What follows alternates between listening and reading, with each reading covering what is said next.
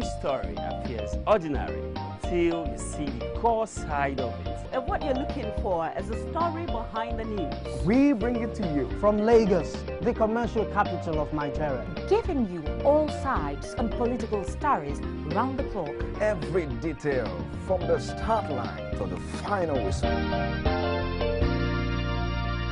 CoreTV News, expanding your view.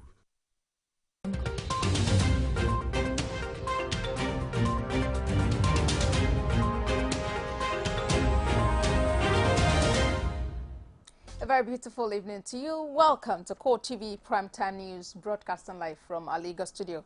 I am Abosedi Omowi. In our top stories tonight.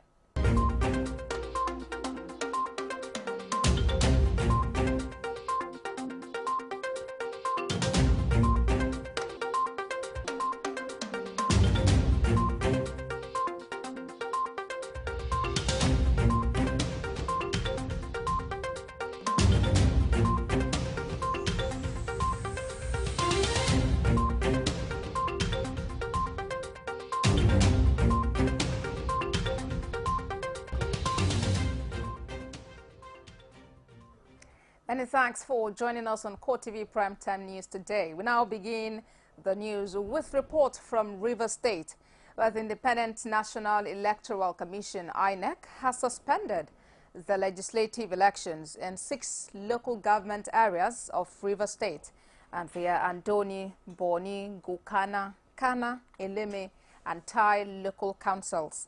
The State Resident Electoral Commissioner, Anyedi Ikokwak, says INEC's decision follows reported cases of violence and other hitches witnessed in these parts of the state.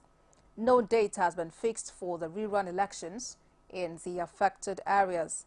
Meanwhile, voting ended in the Rivers rerun election and counting has started in some polling units to determine the outcome of the election.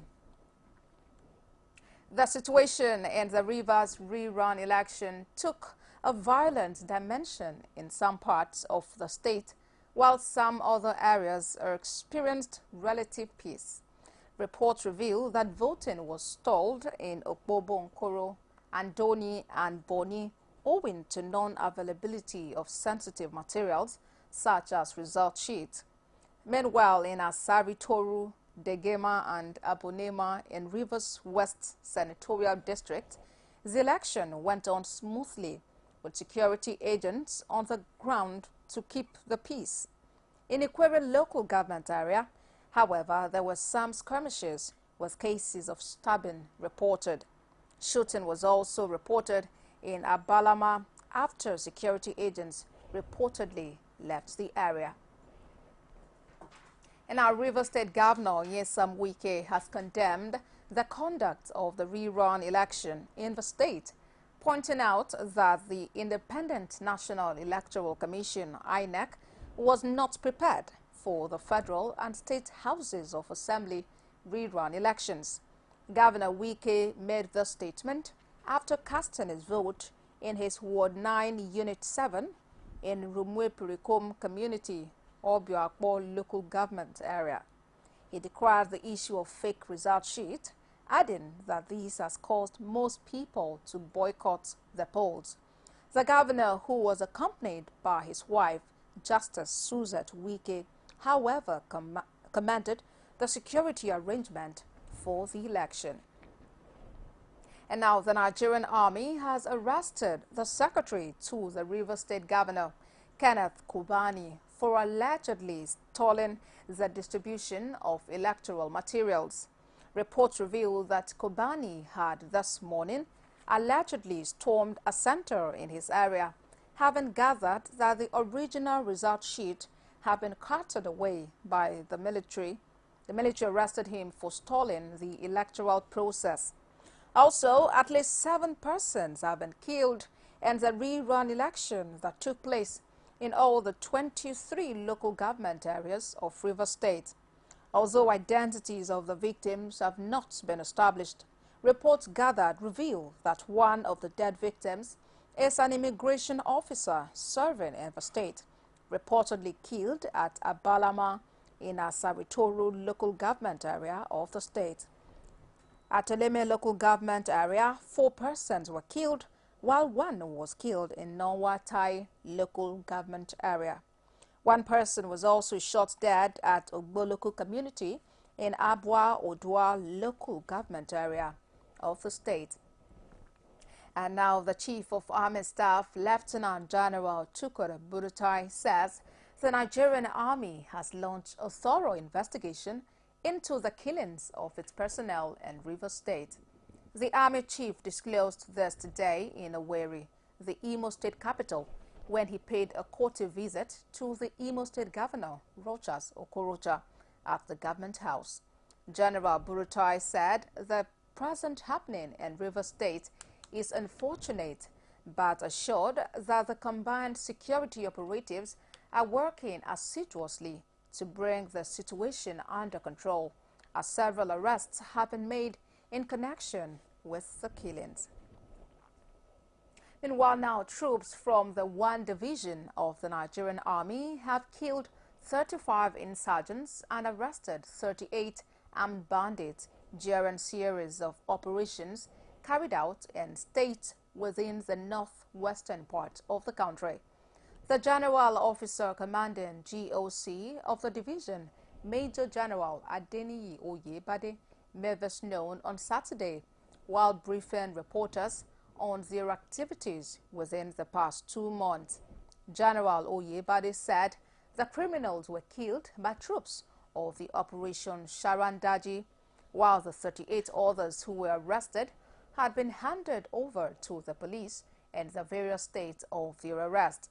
He said 6,009 animals were recovered within the zone, as well as several AK-47 rifles, Dane guns, and a variety of weapons and ammunition. General Oyebade also disclosed that during the course of the various operations, a sergeant was killed by the armed bandit, while 3 soldiers sustained injuries. Now, the federal government is collaborating with the Doha-based international broadcaster Al Jazeera to provide capacity building for journalists and the government-owned media organizations, especially the Nigerian Television Authority, NTA. The Minister of Information and Culture, Lai Mohammed, had during a meeting with the acting Director General of Al Jazeera, Mustafa Suwag, requested the help of the media house in restructuring the NTA and other publicly funded media establishments to enhance their performance. The minister equally requests a special relationship with Al Jazeera and the fight against corruption and terrorism, as well as the efforts to revamp the economy, which are the key policy areas of the President Buhari-led federal government.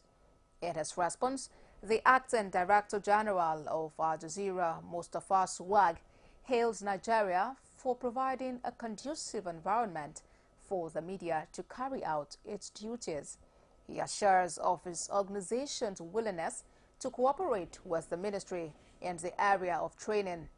The minister is in Qatar to attend the 2016 Annual Congress of the International Press Institute, IPI. Meanwhile, now the Minister of Power, Works and Housing, Babatunde Fashola, SAN, has called on employees of the power sector to treat with care and caution all power generation facilities in order to boost power supply in the country. The minister, while addressing journalists, notes that the problem of epileptic power supply can be solved when all citizens understand how their action or inaction affects the system. Fashola notes that some challenges affecting Nigeria's power sector include the problems of gas, financial stability, and the problem of volatility of foreign exchange in the sector.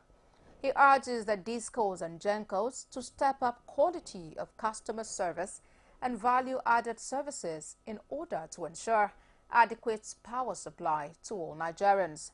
Furthermore, the minister vows to break down complex technical issues surrounding electricity industry as it tours power generation transmission stations nationwide. And now to it, where the state government has begun a clampdown on illegal structures in the state.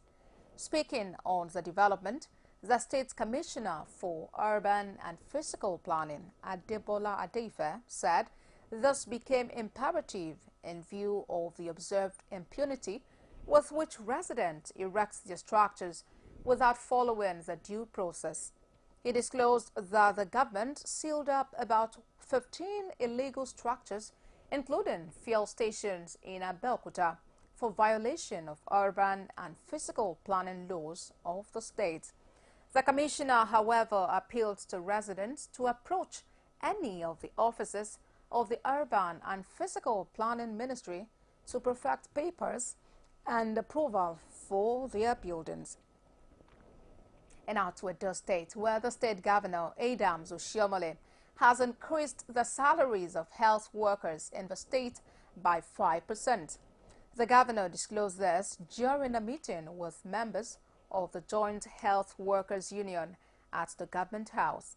Governor Oshiomhole said though the state capacity to pay salaries has not increased, the government decided on the increment of workers' salaries because of the harsh economic realities. The chairman of the Joint Health Sector Union, Johesu Agmonlao Osariti, while commending this act, pledged the workers' commitment to duty. And now 11 trans-border armed robbers and their gang leader, Tokiwe Joseph, alias TK, have been killed at the Seme border by joint security agents from Nigeria and Benin Republic. Police, after a failed attempt to rob some banks in the area on Thursday. Addressing newsmen at the command headquarters in Lagos, the Commissioner of Police, Fatai Owosheni, report that the 17-man robbery gang led by TK to attack banks and Bureau de Change operators at Seme border was promptly foiled by security operatives. While commending the efforts of other security agencies, the CP, however, warns individuals to desist from every form of criminal act. Correspondent Sarah Ayeku reports. One of the issues bedeviling the Nigerian society is insecurity. Driven by its goal to combat armed robbery and gangsterism in Lagos and environs, the State Police Command and other security agencies on Thursday foiled a robbery plan at the Bureau de Change on the Seme-Badagry border. Security forces consisting of officers and men of the Nigeria Police Force, the Department of Customs, led by the Controller of Customs at Seme border, and our colleagues of the Operation Mensa of the military, who had been keeping vigil at the waterfront, swiftly responded and repelled the attack. It's a show of good synergy, good relationship that is existing between Nigeria, Benin Republic, and other sister agencies in the two divides. The police narrates details of the forward attack. The gang consequently surrendered to the superior firepower of the security forces. They abandoned their boats and fled in different directions. Bodies of the bandits were recovered and paraded at the police command in Ikeja. Items recovered from the bandits include 3 boats, gun and ammunition. Efforts have been intensified to arrest other fleeing members of the gang, because intelligence pointed to the fact that 17 men were involved in that operation. A victory has been recorded by the success of this operation, but more is still needed. In as much as the security agencies have a duty, a statutory duty, to ensure their safety and security, members of the public also have a responsibility. Safety of lives and property remains the responsibility of the police, But a lot more can be achieved with the help of every Nigerian. Sarah Ayeku, CoreTV News, Lagos.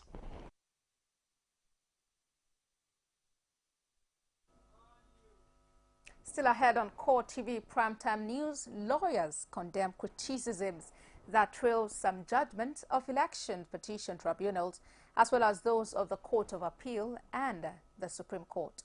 Details of this in just a moment. Do stay with us.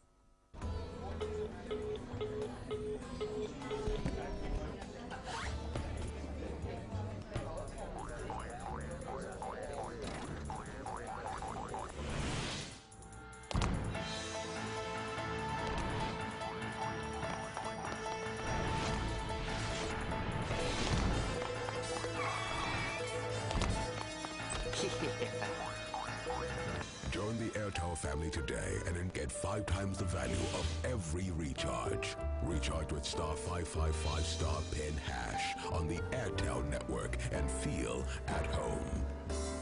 Airtel, the smartphone network.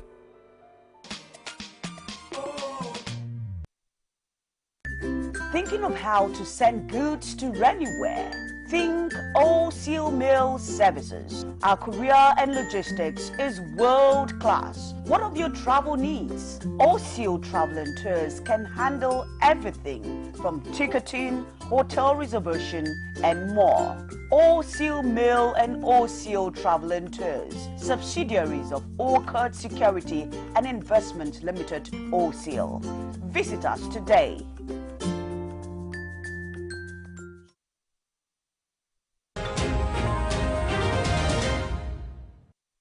Welcome back. You're still watching CoreTV Primetime News. Let's take another look at our top stories.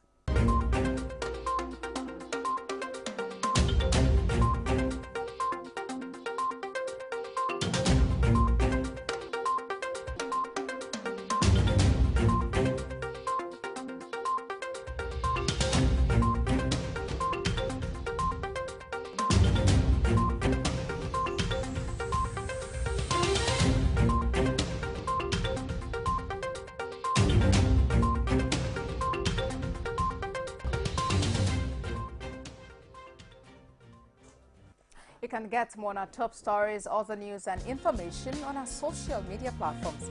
Facebook.com/CoreTV News. On Twitter @CoreTV News NG. And on our YouTube channel, youtube.com/CoreTV Liver Space News. Let's now move on with the news. Lawyers are condemning criticisms that trail some judgment of elections petition tribunals, as well as those of the Court of Appeal and the Supreme Court, describing the trend as misguided. Speaking at a national conference on elections petition tribunal and appeals organized by the Court of Appeal in Abuja, the lawyers agree that most people criticizing court judgment are only being swayed by their political inclinations. Our judiciary correspondent Basil Okafor reports that the event focused on stemming the tide of conflicting judgment among the court. The report is presented from our studio.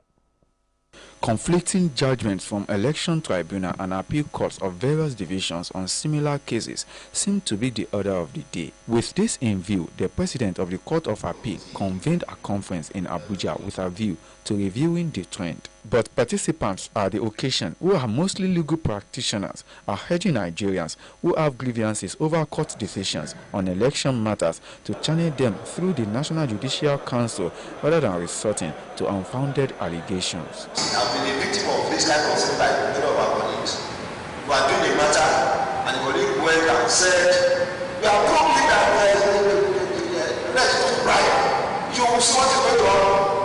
The organizers of the event say it's an opportunity for judicial officers and stakeholders to identify challenges and map out way forward. With regards to the urgent need for amendment of the electoral laws, it is very apt, but my experience with our own attitude in the judiciary About 749 appeals are said to have emanated from decisions of election tribunals in the country. Now, Plateau State residents are speaking vehemently against acts of discrimination among citizens.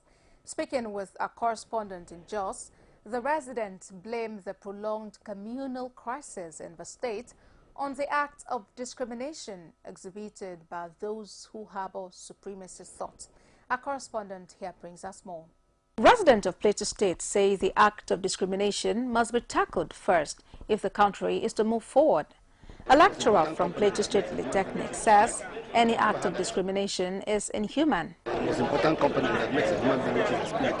We never had that the spirit is different. So people are, because of the ignorance, they are not aware of that fact, that people should be treated equally based on how God has made them. Another lecturer says discrimination against gender, ethnicity and the aged should stop, adding that people often engage in the act for selfish reasons. People discriminate because of their self-centeredness, what they want, and for the fear of the unknown. Some people prefer let it be themselves.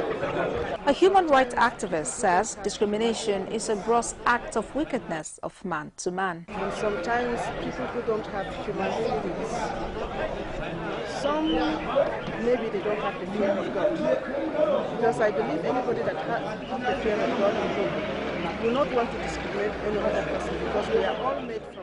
The Senate recently turned down a bill seeking to prevent acts of discrimination against women, an outcome many consider distasteful.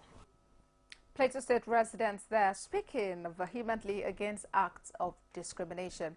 Now, the need to value gender differences within the Nigerian context has endeared women and members of the Center for Black and African Art and Civilization to create a networking scheme to protect the women folk.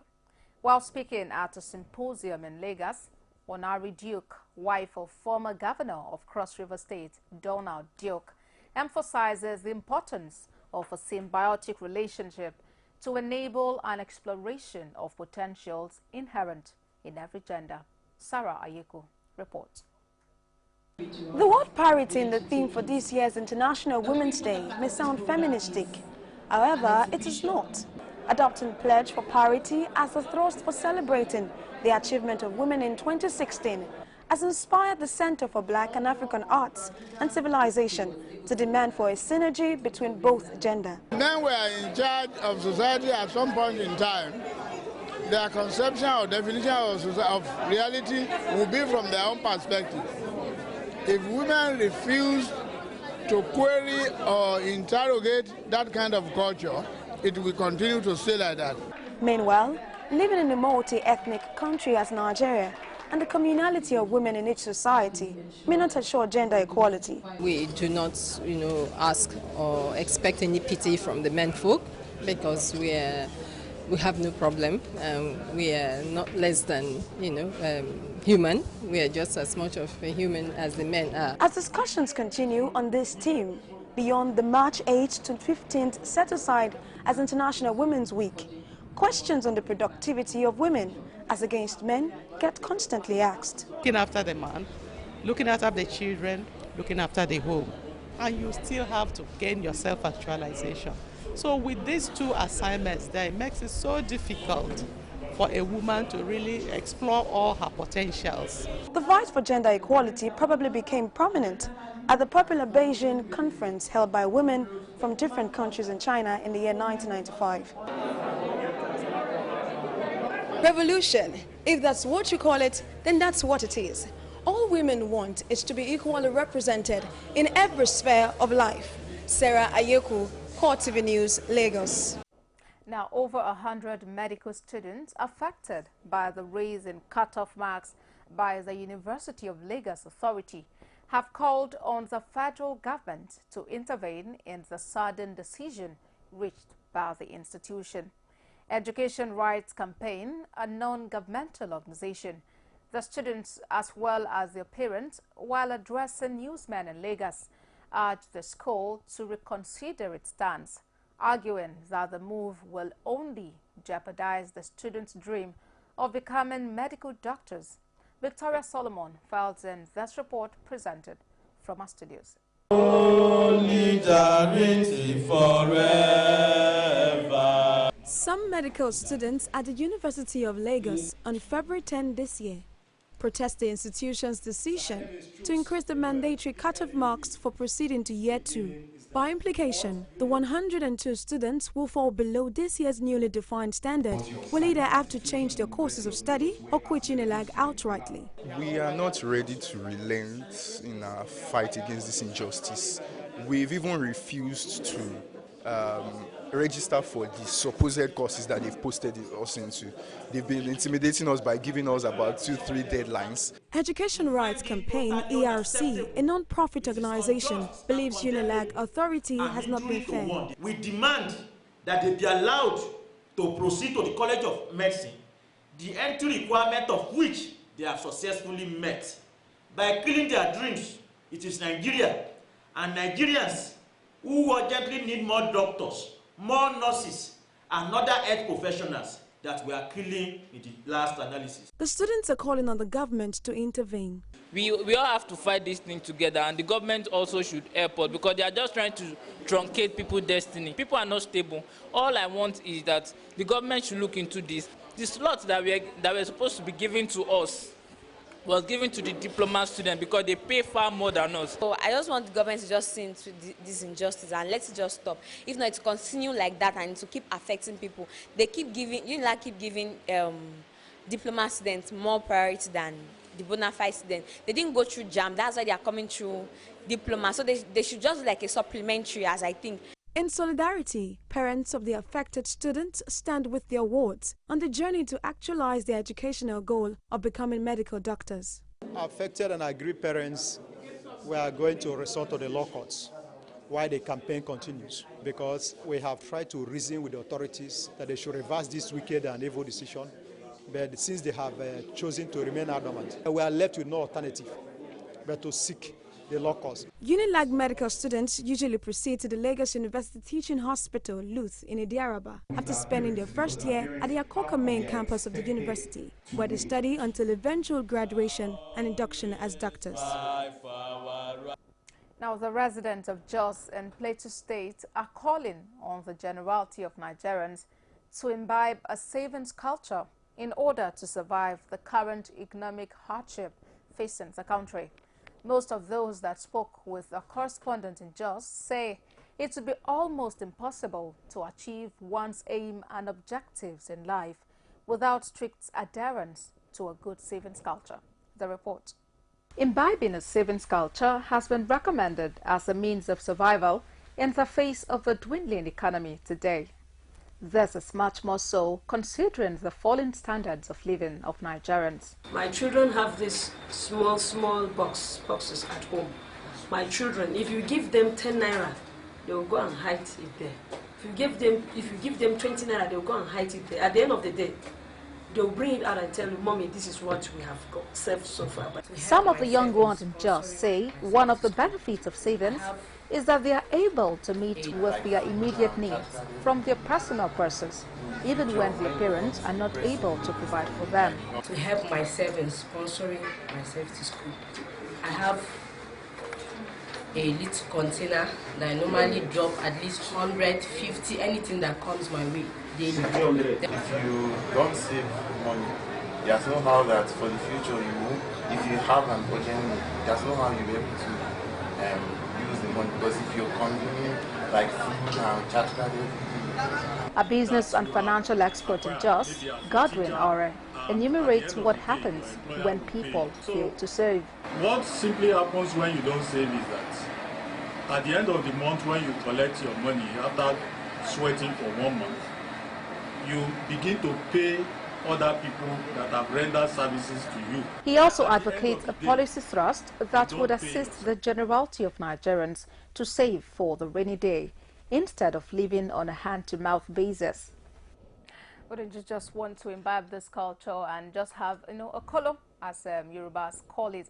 Now, moving on from that, Nigerian businessmen have been advised to ensure proper documentation of their exportable items with the appropriate agencies.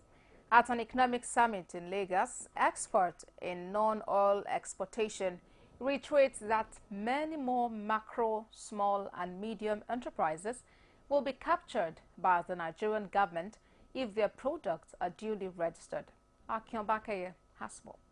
Nigerian Export Promotion Council was set up in 1977 to minimize bureaucratic bottlenecks and increase autonomy in dealing with members of the private sector as far as trading in Nigeria's goods abroad is concerned. We need to know about all the stakeholders who will work together with and make sure that our goods get to market on time. It's not necessary that we handle every item by ourselves. Specialists are an integral part of the success of any business. In its bid to make the world a marketplace for Nigerian non-oil products and to avail more macro, small and medium enterprises of its services, the council, which before now has offices in few states and the Federal Capital Territory, is embarking on establishing more offices across the country. NEPC's community program, one state, one product policy. That let one product be the front border. We are not saying you can do 3, you can do 4, but let's know you for one product that you are exporting in large quantity. With trade a major focus in its establishment, NEPC plans to engage more indigenous investors. Most times we take it for trade fair. Before it used to be 100%. 100% is saying that we pay your bill, we lodge you, but we discover that people are not irresponsible after this investment. So we partner with you. According to Economy Watchmen, increasing NEPC's presence throughout the nation will really encourage SMEs and equally boost the export business. Akin Obakeye, CoreTV News, Lagos.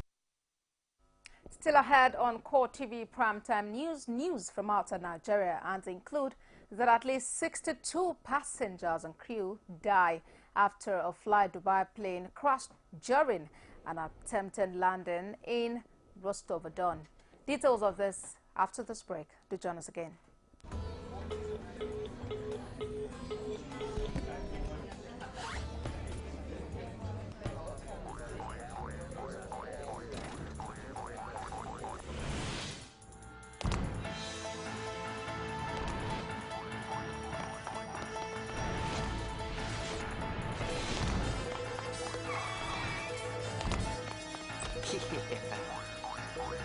Join the Airtel family today and get 5 times the value of every recharge.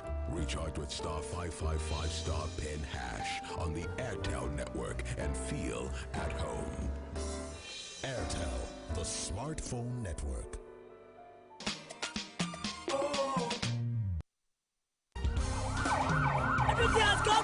CoreTV News now live on all Androids. Welcome to CoreTV Primetime News. Download CoreTV News app from your Play Store. Click on the menu to see all our top stories from politics, sports, business, foreign news and live TV to watch us live on your mobile. I want to know why I should be believing them. You can also click on video to see all our YouTube videos. CoreTV News, a 24-hour news station. Thanks for being there, and if you're just joining us, you're watching CoreTV Primetime News. Now to report from outside Nigeria. At least 62 passengers and crew have died after a Fly Dubai plane crashed during an attempted landing in the Russian city of Rostov-on-Don. In a statement on its website, Russian Investigative Committee confirmed that all the people on board the plane traveling from Dubai were killed in the crash this morning. In a statement published on Twitter, the Dubai media office said 44 of the passengers were Russian, 8 were Ukrainian, 2 were Indian, and 1 was from Uzbekistan. There was no immediate information on the cause of the crash, but some news reports suggest weather could have been a factor. In a statement, the chief executive of Fly Dubai, Gait Al-Gait, offered their deepest condolences to the families of the passengers and crew. Also, Russian President Vladimir Putin expressed his deep condolences to those who lost their loved ones in the plane crash. And now at least 19 Egyptians were killed and 22 persons injured when their bus overturned in Saudi Arabia. Red Crescent spokesman Khalid Al-Sali said the crash took place early on Saturday on a highway linking the two Saudi holy cities of Medina and Mecca, as the pilgrims were on their way to Medina, about 400 kilometers from Mecca. An official with the Egyptian Foreign Ministry, Hisham Al-Nakib, disclosed that the bus was carrying 44 Egyptians, adding that the bodies of the dead have been transferred to different hospitals in the city of Medina. Chief of the Medina Traffic Department, Nawaf Al-Muhammad, said the driver of the vehicle may have fallen asleep. The accident comes a day after at least 14 Palestinian pilgrims en route to Mecca died in a bus crash in southern Jordan near the Saudi border. And now an explosion has hit the popular Istiklal Street in central Istanbul's Taksim Square area, with several deaths reported. The city's governor said at least 5 people were killed and 20 were injured in the explosion. There is no immediate claim of responsibility, but the suspected suicide bomber is believed to be among those killed.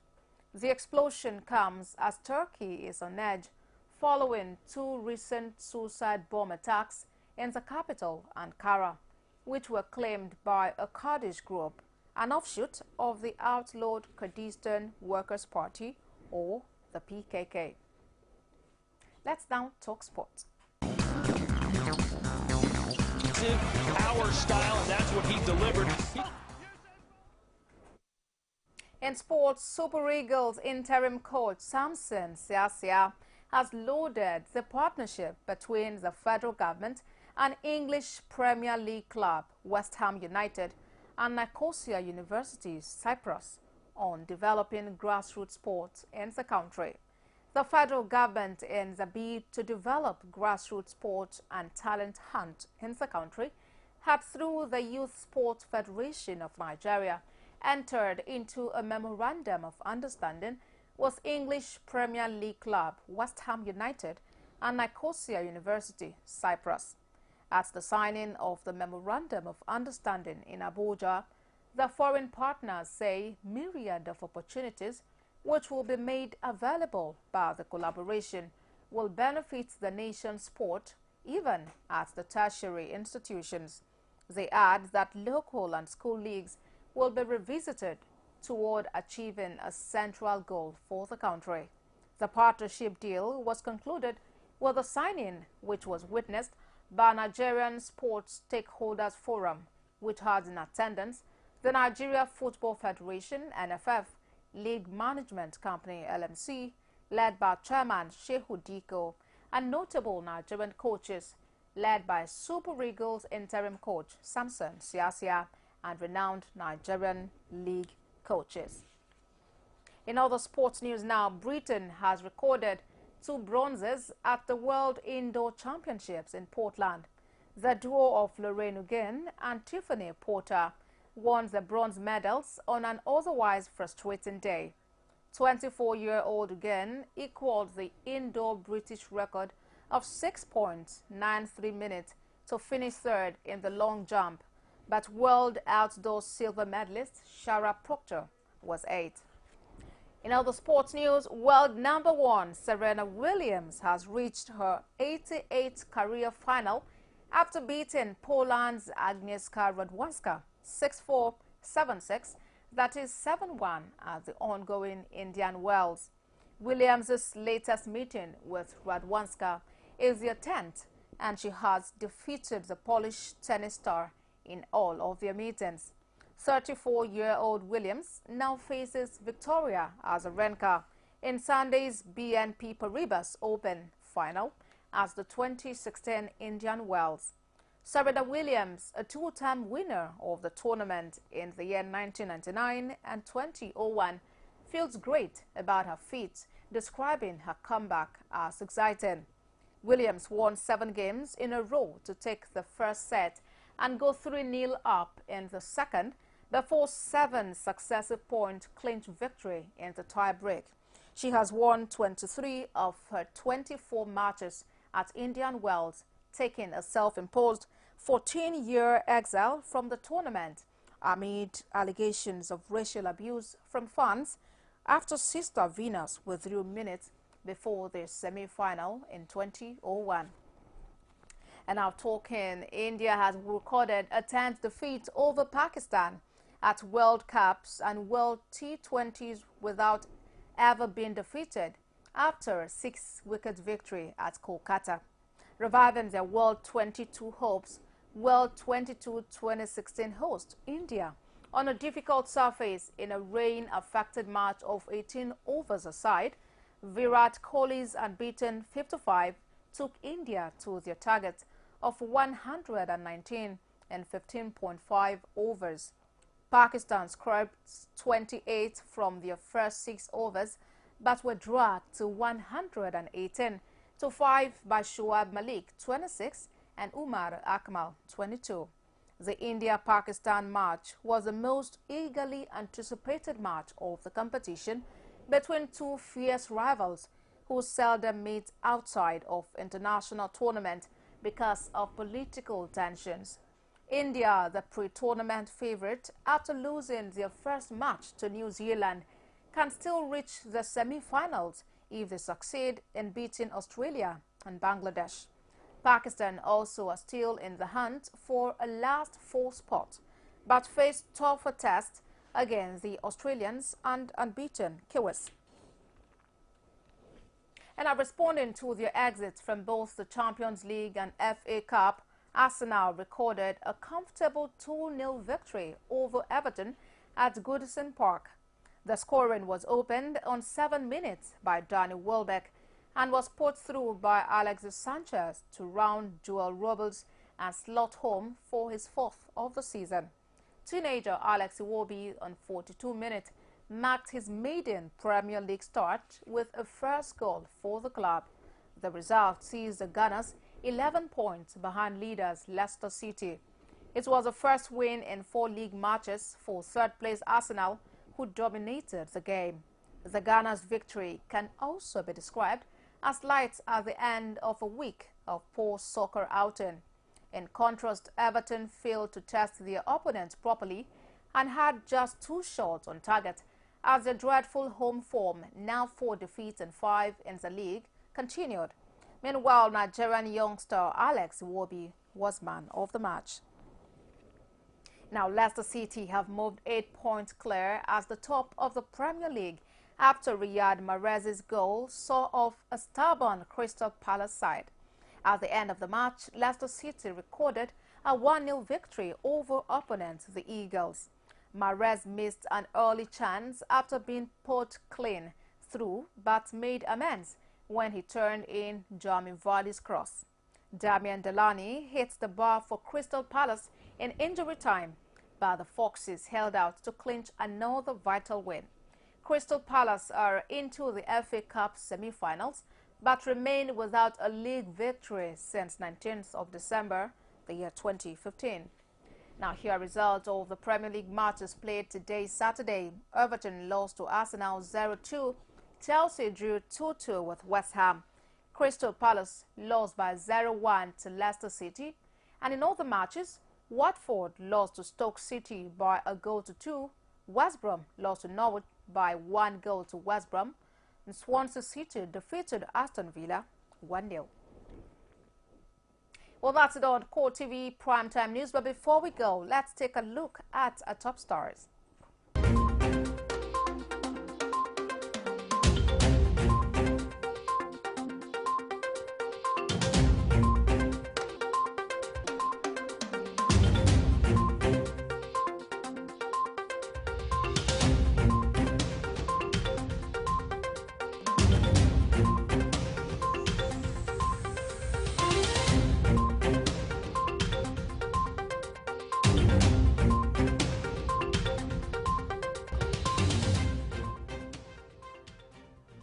It's a much pleasure having you being a part of CoreTV Primetime News today. I am Abosedi Omowi. Do have a great evening.